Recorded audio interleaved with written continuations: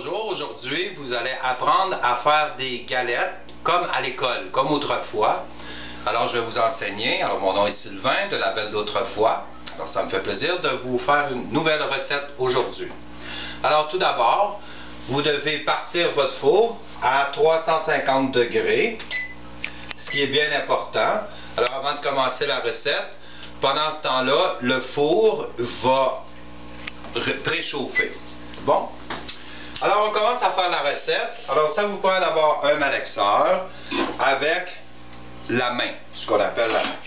Alors, nous allons avoir besoin de 3/4 de tasse de beurre. Alors, pour savoir comment on calcule le beurre, c'est très facile. Alors, avec votre doigt, le doigt vaut 1/4 de tasse.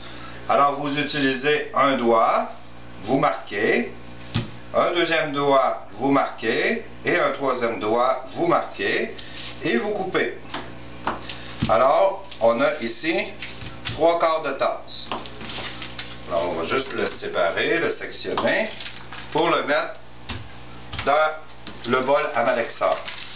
Ensuite, ça va vous prendre 3/4 de tasse de cassonade. Okay? Ça peut être à l'ancienne, ça peut être à la régulière, comme vous désirez, et aussi une demi-tasse de sucre.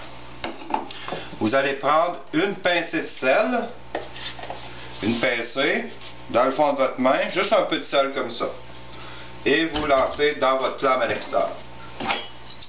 Maintenant, vous mettez votre main, vous descendez, et on va faire brasser. On commence tranquillement. Alors, on va faire ça jusqu'à temps que ça ait la texture d'une crème.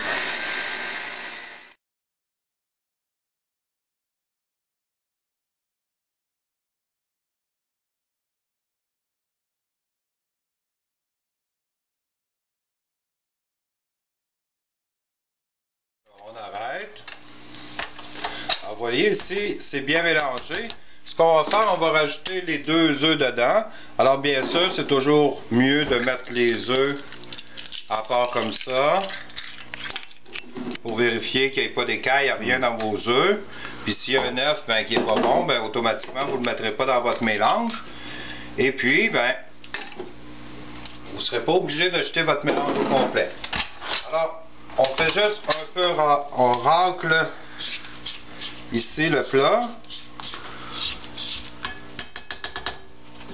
Et on redescend le vapeur. Et on continue à faire tourner.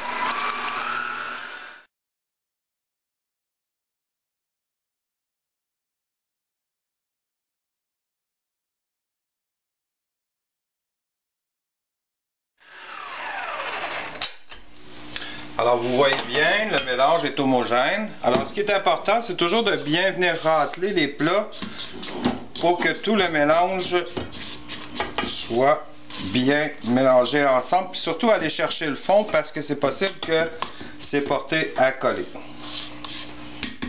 dans le fond. Alors, on repart encore un petit peu, juste pour faire sûr que tout soit bien mélangé ensemble.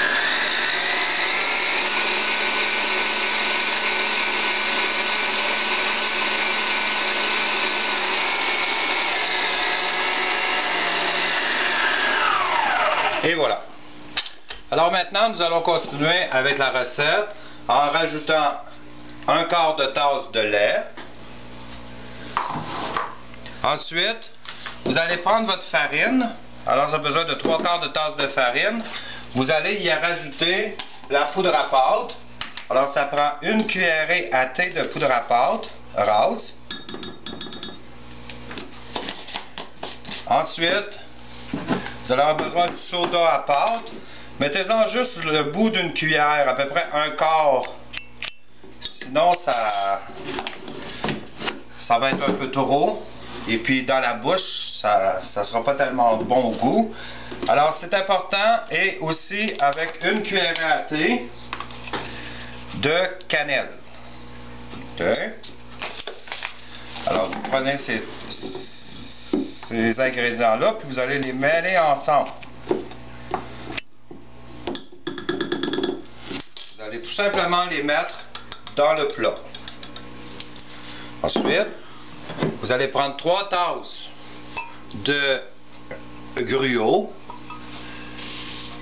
Le flocon d'avoine, vaut mieux avoir la cuisson rapide. Comme ça, ben, quand vous allez manger vos galettes, ben, vous ne sentirez pas nécessairement trop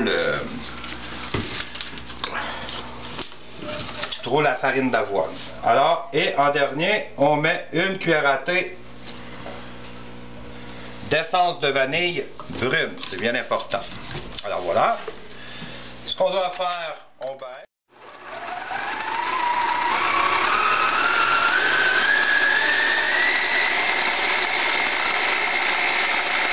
Et voilà.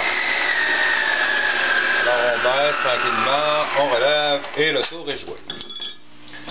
Alors, vous nettoyez votre batteur. Allez tout récupérer. Alors n'oubliez pas, on doit tout récupérer, ça coûte cher. Voilà. Bon.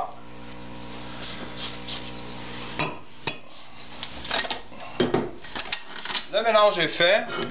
Il est prêt à mettre en tôle. Alors, comment on fait des galettes pour être sûr que ça fonctionne bien?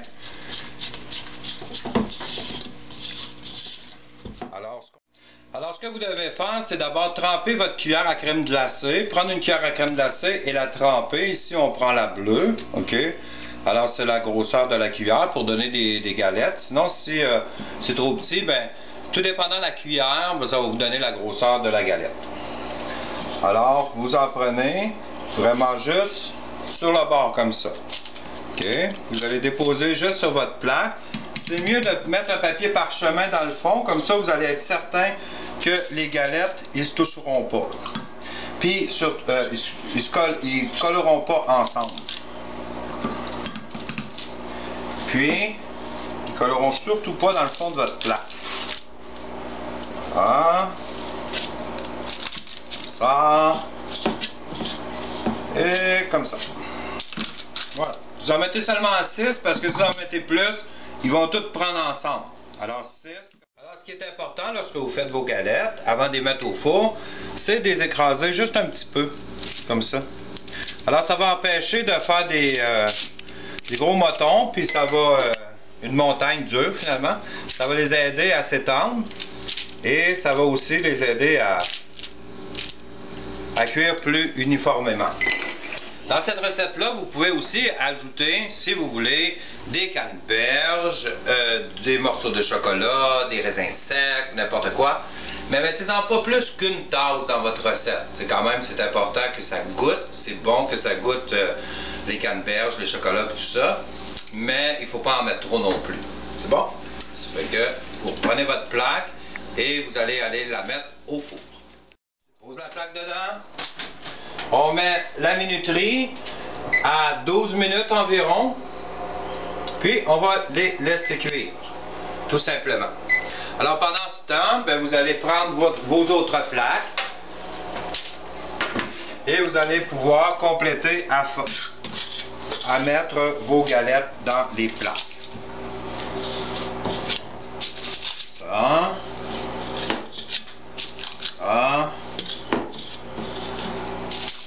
Cette recette-là, c'est la même recette que vous trouviez dans les écoles. Hein? Quand vous étiez petit, là, vous alliez chercher des galettes, que vous achetiez des galettes, alors j'en faisais des pareils dans les écoles.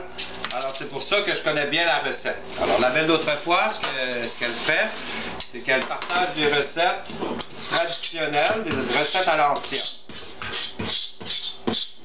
Alors vous allez pouvoir voir dans d'autres vidéos qui vont suivre d'autres recettes traditionnelles. Alors, on va revenir pour voir la cuisson de la recette des galettes. Alors, ça donne environ de 12 à 13, comme vous pouvez voir, 12 à 13 galettes.